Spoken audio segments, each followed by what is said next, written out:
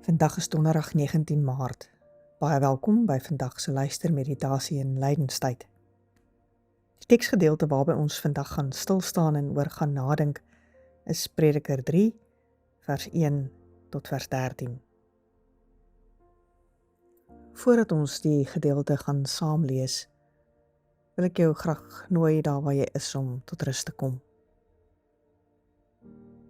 Haal 'n paar keer lekker diep asem en probeer vir 'n paar sekondes net fokus op jou asemhaling. Laat jou gedagtes gaan, haal diep asem, totdat jy nie meer kan nie en blaas stadig uit.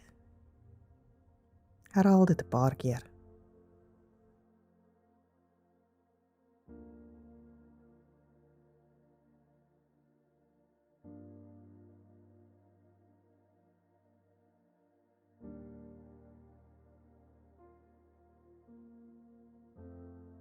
En nou as jy inasem, herinner jouself daaraan dat die Gees van God in jou tuis is.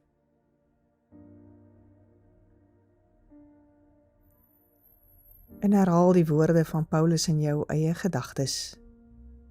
Deur hom leef ons, beweeg ons en is ons.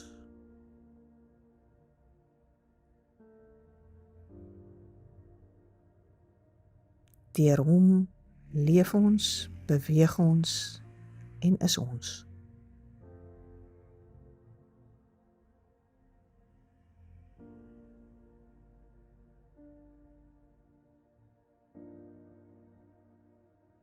En soos wat jy nou tuis kom in hierdie oomblik, maak jou hande oop op jou skoot, gereed om te ontvang. Prediker 3 vers 1. Elke ding het sy vaste tyd. Elke ding in hierdie wêreld het sy tyd. Daar's 'n tyd om gebore te word en 'n tyd om te sterwe. 'n Tyd om te plant, 'n tyd om plante uit te trek. 'n Tyd om 'n lewe te neem, 'n tyd om 'n lewe te red. 'n Tyd om af te breek, 'n tyd om te bou. 'n Tyd om te huil, 'n tyd om te lag. 'n Tyd om te treur, 'n tyd om van blydskap te dans. 'n Tyd om klippe weg te gooi. 'n Tyd om hulle bymekaar te maak. 'n Tyd om te omhels. 'n Tyd om weg te bly van omhelsing af.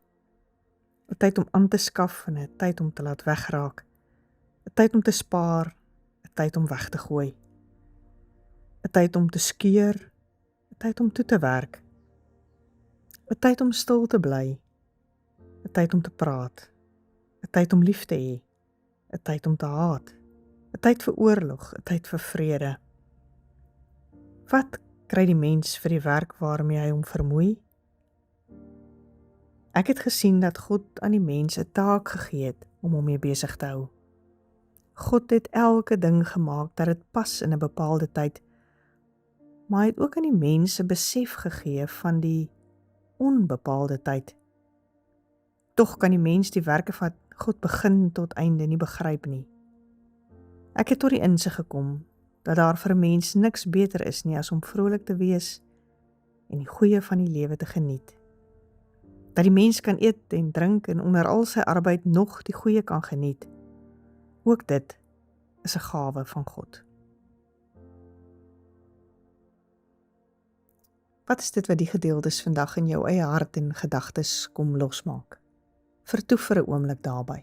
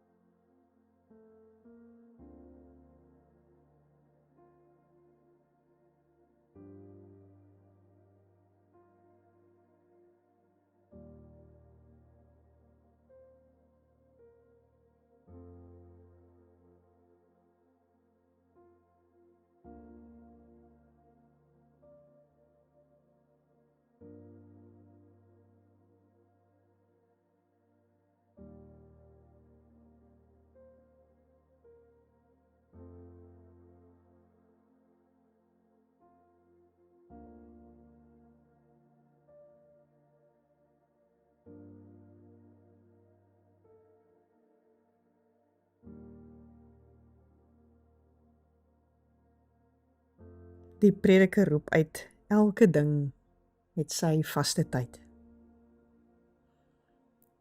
Reflekteer vir 'n oomblik, in watter tyd van jou lewe bevind jy jou?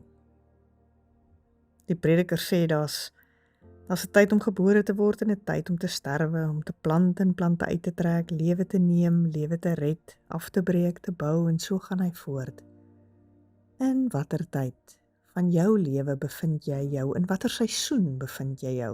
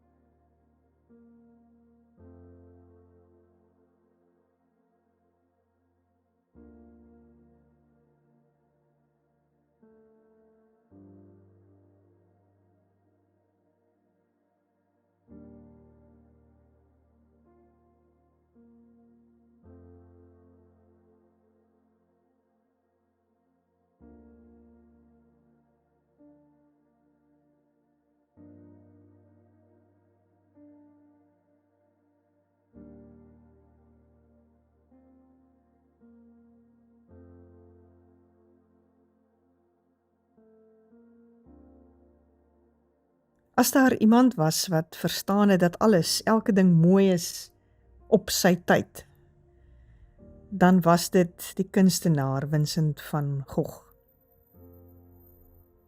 'n paar werkerskoene, 'n bos heldergeel sonneblomme,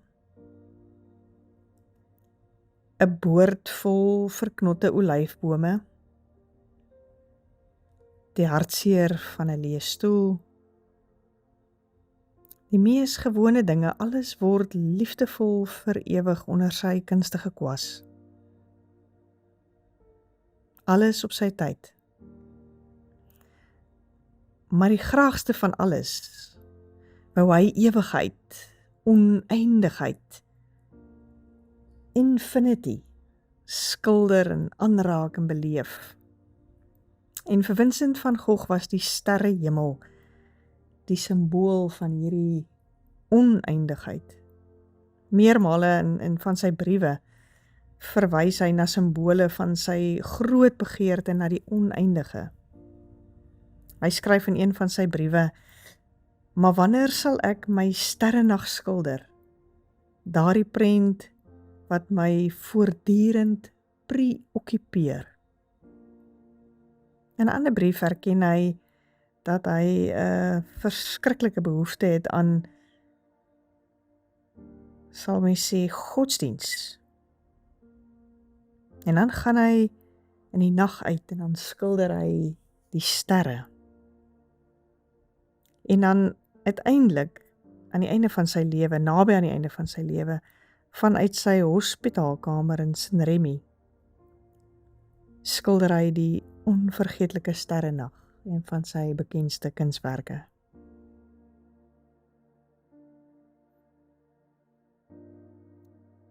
Dikwels as mens na die kunswerk kyk en mens vir mense vra, wat sien hulle daarin? Is daar verskillende antwoorde wat kom. Ek dink aan een persoon wat geantwoord het nadat hulle lank met die skildery van Infinity, die sterrenag gesit het, gesê het, hulle besef die eintlike aksie in die lewe is nie op aarde nie. Die eintlike aksie is in die sterrehemel, die oneindige, die misterieuse werklikheid van God. 'n Ander persoon sê, wanneer hy na die skildery kyk, die lewe gaan nie eintlik oor my nie. Ek is maar net 'n klein deeltjie van 'n baie groter werklikheid. En dit natuurlik het die Prediker reeds lankal gesê. Die eerste verse van Prediker 3, wat mens lees, loop uit op die klimaks in vers 11, as hy sê dat elke ding pragtig is in sy seisoen, dat dit reg en goed en mooi is, dat ons voluit mag en moet lewe deur die seisoene.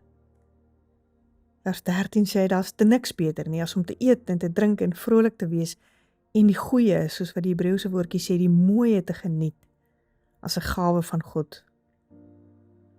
Maar dan sê die Prediker ook in vers 12, God het ook in ons hart 'n besef, 'n wete gegee van die onbepaalde tyd, van oneindigheid, van infinity. Bokant, anderkant ons klein kringloop van seisoene en van die lewe en van die werklikheid, waarvan ons eintlik maar 'n klein stofdeeltjie uitmaak, lê daar meer. Vir God is elke stukkie stof van hierdie skepping kosbaar. En deur die siklus van die lewe word ons gevorm en omvorm om uiteindelik ook ons plek in die misterie van hierdie groter geheel in te neem. Ons verstaan dit nie altyd nie. Richard Rohr skryf daaroor en hy sê ons dink maar iets is of rasioneel of irrasioneel. En dis hoe ons die lewe probeer verstaan, maar daar is ook so iets soos transrasioneel. Miskien is dit ook wat ons kan verstaan van tyd. Ek en jy leef in die verskillende seisoene van lente en somer en winter en herfs. Maar anderkant dit alles lê die misterie van God, waarbinne ek 'n kosbare sandkorrel is. Vertoef vir 'n oomblik saam met die Here in hierdie gedagtes.